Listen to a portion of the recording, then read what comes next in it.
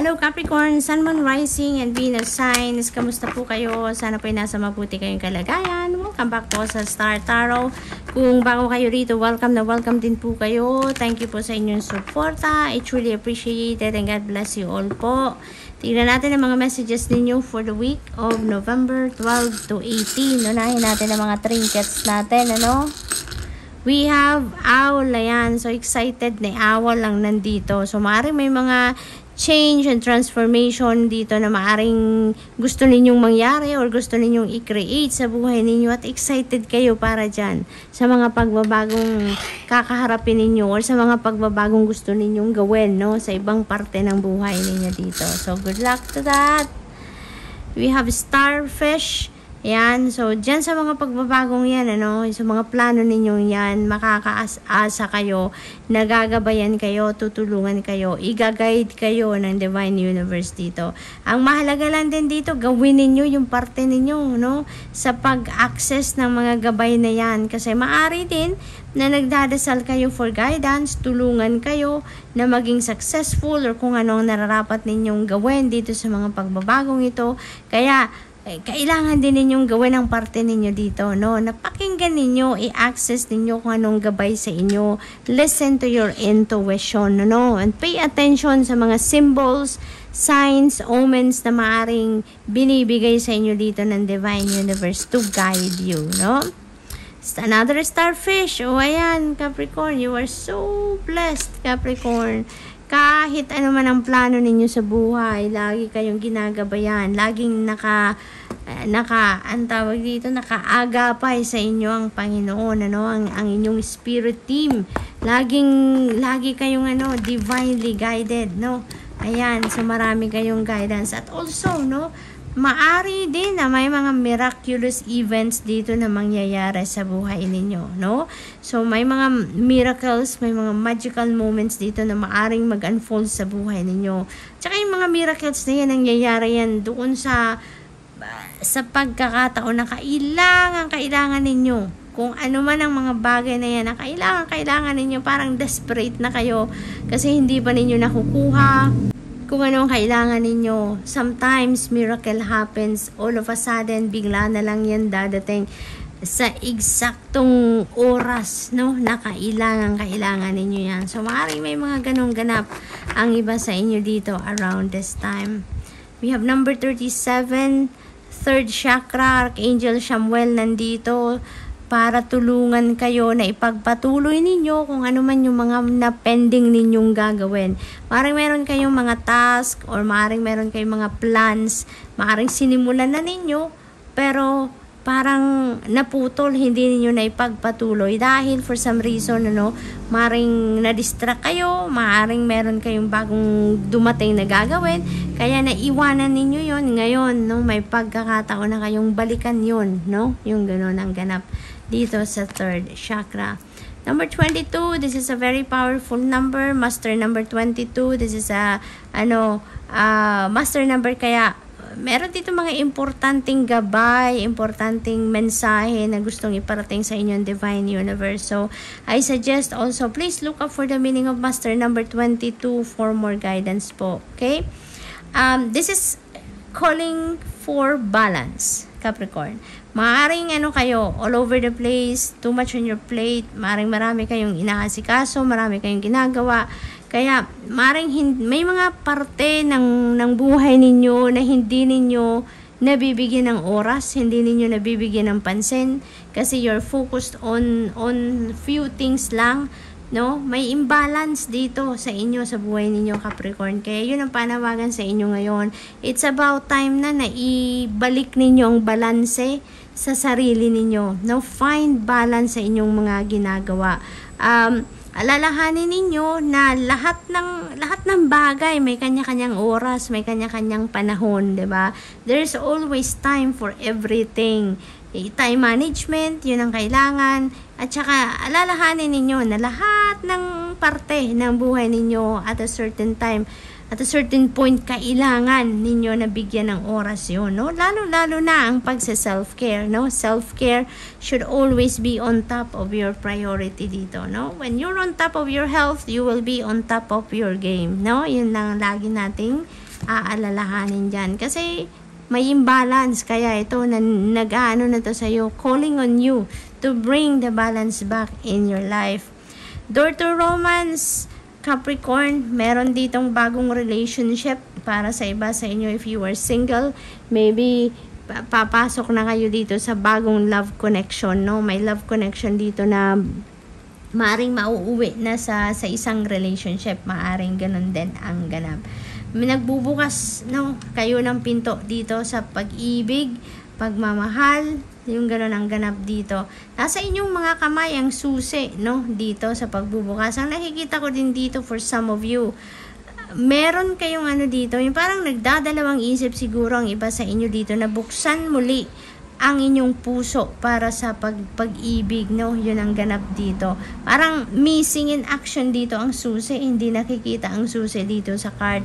So for some of you, maring ano, parang hawak nyo, maring nasa bulsa nyo ang susi dito kaya hindi nakita sa card.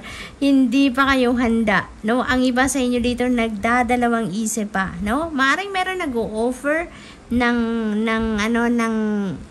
love para sa inyo, maaring meron ditong opportunity, no, para sa inyo na makilala ang isang tao, pero parang nagdadalawang isip kayo, no? Meron at some point siguro at the back of your head siguro kino-consider ninyo ang taong ito, pero mas parang tinatago pa ninyo ang susi, no? Hindi pa ninyo yan nilalabas at hindi pa kayo handang buksan ang puso ninyo para dyan. Yung parang very cautious kayo dito sa sitwasyon na to.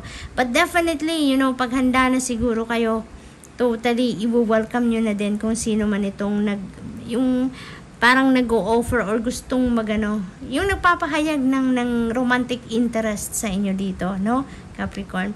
So we also have another synchronicity dito, no? Full divinely guided talaga kayo, Capricorn. Dalawang starfish natin sa reading, dalawang ating double number. So definitely, no, ginagabayan talaga kayo ng spirit team ninyo dito. Number 33, please look up for the meaning of master number 33 for more guidance din po, no? That is also another a master number. So tingnan natin kung ano pa ang ganap for you for this week. We have renewal. Si Capricorn, kailangan nyo talaga magmuni-muni, kailangan ninyo dito mag-solitude, kailangan ninyo magpahinga, no? Nang sa gayon, you can renew yourself. You can declutter yourself, no? Tanggalin ang mga negative energies sa energy field ninyo. Mag-declutter kayo ng isip ninyo, mag-declutter kayo ng nararamdaman ninyo, negative thoughts, negative emotions, negative feelings. Tanggalin nyo na yan. Nang sa gayon, makapag-renew kayo ng inyong sarili, kumbaga ma-purify ninyo, ma-detoxify ninyo ang sarili ninyo dito, no? Nang sa gayon, makapag-welcome kayo ng mga bagong opportunities, mga bagong tao, bagong sitwasyon, bagong experiences sa buhay ninyo when you make room sa sarili ninyo, no? Meron din ditong prosperity and abundance na maaring dumating sa inyo. Maaari na tignan ninyo yung babae, almost mahahawakan niya na or matatouch na niya yung golden frog dito. Kaya maaaring kunti na lang ang effort na gagawin ninyo dito, Capricorn. Maaari talaga, no, na pagdideclutter ninyo sa sarili ninyo dito. Ang kailangan na lang ninyong gawin ng sa gayon, lumapit na sa inyo si prosperity and abundance. Now, maaring yun ang blockage ninyo, no? Yung mga negative energies na yan, yun ang blockage ninyo between you and prosperity and happiness, no? So, we have growth. Ayan. So, yung focus ng iba sa inyo siguro dito is personal growth, career advancement. Maaring ganun. Tignan ninyo, Capricorn. This is another synchronicity right here. We have another double number 44. We have number 22, we have number 33, we have number 44. See, Ang daming mensahe para sa inyo dito ng Divine Universe. So please, look up for the meaning of number 44 as well. So tatlo na. Tatlo ng double numbers ang titignan po ninyo. Maraming insights, maraming inspiration, maraming guidance ang gustong iparating sa inyo dito ng Divine Universe, no? So please make time para anuhin ninyo yan, hanapin ninyong ibig sabihin yan. So we have Owl Spirit, ayan, wisdom. Ano na kayo? Seasoned in life na kayo, Capricorn. Karamihan sa inyo dito, you've gone through a lot na sa buhay ninyo. Marami na kayong pinagdaanan sa buhay, marami ng challenges na pinagdaanan na nalampasan ninyo, no? Marami na. Kaya full of wisdom na kayo.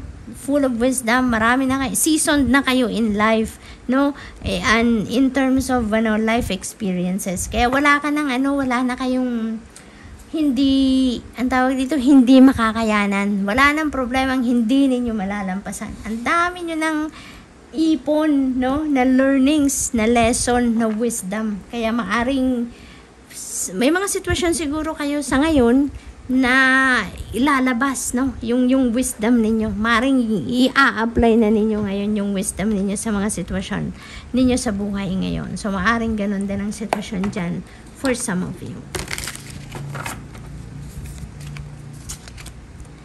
Devil energy, this is your energy, Capricorn. This is your energy. Lumabas kayo sa sarili ninyong reading, no? Talaga namang very active ang energy ninyo sa ngayon. Maaring ang iba sa inyo dito, Capricorn, maaring merong nararamdaman kayong takot, meron kayong nararamdaman self-doubt, no? Maaring meron kayong mga gustong gawin, pero natatakot kayong gawin. No? Maring ganun. Maring yung takot, yung self-doubt, yung mga ganun. Parang yun ang nag-hold back sa inyo, yun ang nagpe-prevent sa inyo para i-push through ninyo kung ano man yung mga desires ninyo. Maring ganun din ang ganap dito, no? This is reminding you, no? Yung devil energy, this is reminding you na kung gugustuhin nyo lang, na kung mawala sa fear, sa self-doubt na yan, sa pagdududa sa inyong mga kayanan, kayang-kaya ninyo yan. Na no one is preventing you from doing that, 'di ba? Kayo lang ang magdedesisyon. Tanging kayo lang ang makakapag-desisyon na iwanan yung takot, no? I-dissolve ninyo ang takot, ang self-doubt ninyo. Kayo lang ang tanging makakapag-desisyon yan. Pero sinasabi ng devil energy nito, kung kailan nyo man gustuhin, kung kailan man ninyong pagdesisyonan na kung mawala sa takot na yan at self-doubt, magagawa ninyo. Kayang-kaya ninyo yan, no? It's up to you. Kung kailan, kung gagawin ninyo, you know? We have 3 of Wands. Ano na kayo dito, no? Handa na kayo Handa na kayong so siguro, no, makakawala kayo dito sa energy na to. Maaring magkakaroon kayo dito ng enlightenment, maaring magkakaroon kayo dito ng epiphany, at marirealize ninyo at mapagdidesisyon na ninyo na tama nga, no? Hindi ako makakapag-move forward sa buhay ko if patuloy akong matatakot, if patuloy akong magsa-self-doubt, no? Kung papairalin ninyo yung fear, yung self-doubt, you will be stuck where you are now. You're not going anywhere, no? Kung yun ang hahayaan ninyo sa sarili ninyo ang ang matakot at mag-doubt kayo sa sarili ninyo at sa mga capabilities ninyo. Pero maaring magbabago ito parang you're going to break away from this energy, yung devil energy na to. You're going to break away from that. Kasi maraming ideas kayo, marami na kayong plano, pero yun lang, no? At some point natakot kayo, may takot kayong gawin yan. Pero parang may shift, no? May energy shift dito na maaring mangyari sa inyo, Capricorn, somehow siguro dahil dito sa balanse, no? Maaari talaga na maibabalik ninyo ang balanse sa sarili ninyo. Kaya you're going to lean towards positivity. Maaring kung ano man yung mga negative thoughts ninyo na naiisip, no? Maaring gagawin ninyo, i-transmute ninyo yan into positive thoughts. Kaya magkakaroon na kayo ngayon uli ng balanse, maaayos niyo muli magkakaroon na muli ng order ang sarili ninyo, at ngayon, no, yung energy shift na yan, idadalhin kayo dito sa pag-implement na kung anong mga gusto ninyong gawin. Maring maglalakas ng loob na kayo talaga dito din na nasimulan gawin na kung ano man ang mga plans ninyo, no? Lalong-lalo pa ngayon, ano, na yung Three of Wands is also a good fortune energy, no? So talaga siguro yung energy ng good fortune dito, yun ang babalot sa inyo, no? At yun din ang isa sa siguro sa factor na magpupush sa inyo para gawin na ninyo ang mga plano ninyo, no? And instead na matakot kayo, mag-take action na kayo. Lakasan na ninyo ang inyong loob, no? At maaari talaga na kung ano man ang ini-envision ninyo for yourself, maglalakas loob kayo na simulan ninyo yan sa ngayon, no? Tanggalin na, matatanggal na, madidissolve na yung self-doubt ninyo at yung mga takot na yan, no? There is travel din dito na napipintong gawin si Capricorn. Maaring international travel din ito, no? Ang nakikita ko din, ang narinig ko, no? Within 6 months, there is travel. Maaring international travel yan. That could be related to job, that could be related to business, could be related to, baka pasyal lang yan. Maaring ganun din ang ganap, no? May adventure kasi, no? Na energy ito si Three of Wands. Kaya maaring pasyal, maaring may adventure dito ang gagawin ng iba sa inyo, maaari din ganun ang ganap, no? And you are looking forward to that travel. Kitang-kita dito sa card na to na you are looking forward talaga sa travel na yan. So maaring excited kayo, no, sa pagta-travel na yan, maaari din ganun ang ganap. For others of you, Capricorn, maaring paalis na kayo. Maaring paalis na kayo, naghihintay na kayo ng flight ninyo. Maaring ang iba sa inyo naghihintay na lang ng plane ticket ninyo. Maaring ganon, ano? Yun ang napipick up ko dyan. Magician energy, definitely you're going to take action talaga, no? Matatalo nyo na si fear, matatalo nyo na dito si self-doubt, at talagang maglalakas ng loob kayo ngayon, no? Nagawin, isa katuparan kung ano man ang mga plano ninyo, kung ano man yung mga gusto ninyong gawin sa buhay ninyo. You're definitely going to take action, wala nang procrastination dito, wala nang self-doubt, and you are going to get up, no? Get on your feet, at you're going to make things happen na ngayon para sa buhay ninyo. Parang ano na ngayon, yung parang magkakaroon na din kayo ng lakas ng loob at magiging pakiramdam ninyo siguro dito makapangyarihan na kayo, no? Yung power ninyo ngayon, yung level ng assertiveness ninyo at confidence dito, parang ang taas, at gagawin nyo na talaga ngayon ang gusto ninyong gawin na matagal na, no? So good luck, and that's all I have for you for the week. I hope nakatulong ang mga mensaheng ito in some way. Thank you for watching. Love and light. Namaste.